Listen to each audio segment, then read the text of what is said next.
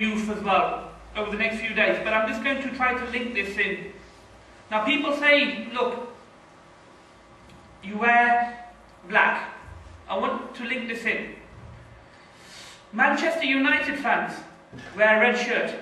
That is their way of supporting. Unfortunately, they have too many fans around the world, but their way of them supporting their team is by wearing their colours. Yes? Do you agree with me? Show me some heads, yeah? So in the same way we're wearing our colours. There's nothing wrong with that. It's a simple explanation. Yeah? Manchester United supporters can wear their shirts, we are wearing our shirts. For those who have not been to a football game, I tell you, when you get there, you start chanting and shouting. Come on, you Reds! You know, if you support a team who's wearing reds, in the same way, we do our no-hit. The only difference is we've only got 10 people who do it, and you go to a football match, there's 40,000 people doing it every Saturday. And that's not just in one city, they're doing it in every city. Yeah? Do you agree with me? You go into Europe, there's 100,000 people together shouting in their colours for what they believe in. And why? To show their love and dedication. So don't feel afraid of coming here wearing your colours and shouting and wearing your scarf and supporting and then discussing and texting your brothers and friends. Wow, look, this is what I learned. Because when the game's over, people send messages, oh, 3-0, 2-0, he did this, he did that. In the same way, brothers, this is our team. And what makes a successful team is unity and being together and being supportive. With Manchester United, unfortunately, they're lucky, they've got a lot of financial support. People do it. I'm not asking for you to empty your pockets. But the least you can do is show your emotions. If you're at a match, people shout at the top of their voices. You come out and you're like, oh my God, that's why they all go to the pub, I need a drink. Because their voices grow. But mashallah, we have niyaz and water. So keep reminding me of tea. Allah Nara Risalat. Ya Rasulullah.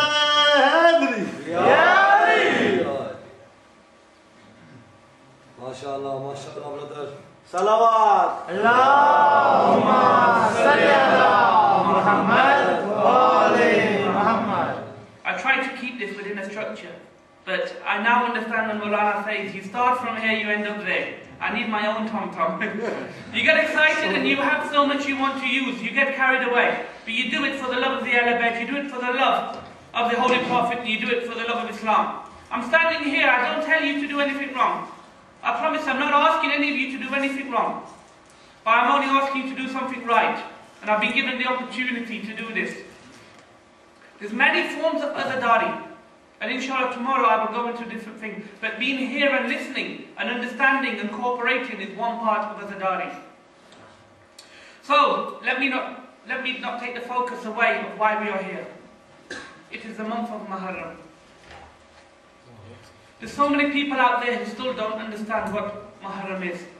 And that's not just within the Muslim community, outside as well.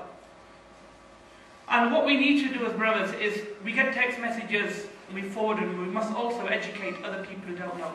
And I refer back to the education element. I'm trying to link it with the children, and when the Prophet said, I'm sitting Rajali is the gate, in the same way it gives a point that knowledge and education is extremely important. So, and I say and I urge to our younger generation, look, you now have an opportunity of educating yourself. Our parents were in a different transmission. Times were different for them. When they were in their homeland, for example, I give Pakistan today, it was difficult. Once they came to mature age, they were shipped over here and they were working. And you know, their first priority was to set up, you know, a house in 2 different places. Now brothers, we also have to build a house in 2 places. If you're fortunate, you can build one in Dubai as well. But our first one, you know, is where we live with our family. And this is our first home. MashaAllah. Yeah?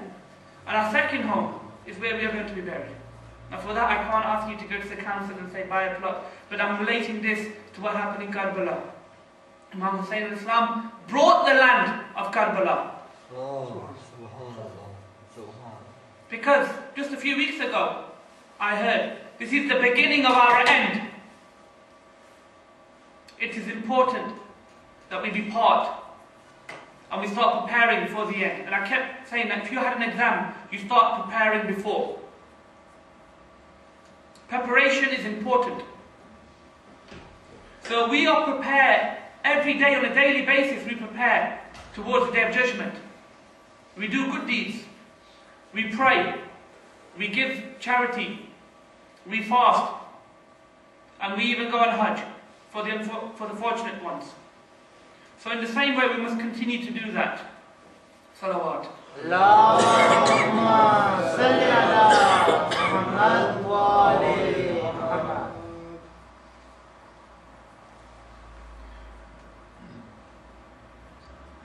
I refer now to the events of Karbala. Imam Hussein was in Karbala. He hardly had 72 men with him, and they were not all grown adults. Some of Imam Hussein's men were children. One of Muhammad, Bibi Zainab's young sons, was there. One was merely 13 years old. Muhammad was a mere 11 years old. Tonight is the night of these two children. Let's first send our greeting to the mothers of Karbala who sacrificed their children for Islam. Lucky are those mothers of Karbala whose children willingly and happily sacrificed their lives for Islam. Tonight, let us first comfort those mothers of Karbala who were proud to let their children save Islam. O mothers of Karbala, O mothers of Muhammad, Bibi Zainab, mother of Qasim, m5a, mother of Ali Akbar, Layla, mother of Ali Asghar, Rabab. Mothers of Karbala, we are proud of your children. You loved your children. And of course, like any other mother, you had a heart. And every mother loves her child. Then why did the mothers of Karbala let their children die? They knew Imam Hussein was on the right path. They knew his sacrifices would save Islam. And they knew that he would save us,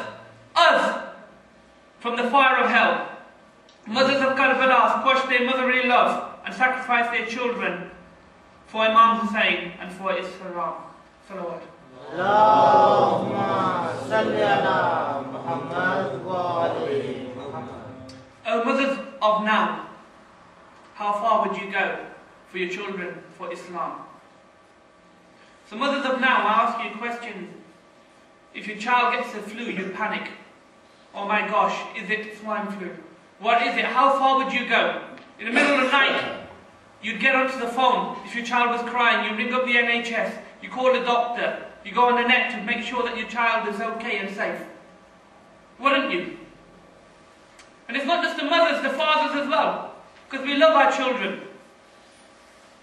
But look at what these mothers did for the children of Karbala. They did this for the children of today. Now how can Imam Hussein forget the mothers of Karbala? Why shouldn't we do martyrdom for the mothers of Karbala and their children? Mothers of Karbala will never die. Martyrdom of Karbala will never die. Yazid of yesterday failed to stop it. He will fail today and he will fail tomorrow. Now, brothers and sisters, we have the opportunity, and I referred to football earlier on. I want to link this back in. There's two teams that play, and they have a goal to get the ball through the net within the rules. We now also have two teams, and I want you to choose today. I want you to choose to now which team you want to be on. Today you have the opportunity of being on the team of Imam Hussein, or you can be on the team of Yazid. The war is still going on. The beliefs of Yazid have still been expressed. We just keep blaming the West. It's even happening back in our home countries, in our hometowns and villages. The seeds of Yazid are still here now, and we must be united, and we must support our team. It's very important that you select one team. And it's not just in Muharram, throughout. And it's something that Maulana Sahab touched on. We spend too much time being concerned about our children's physical positions, but we do not care about their iman. How often do we cry and say, oh my God,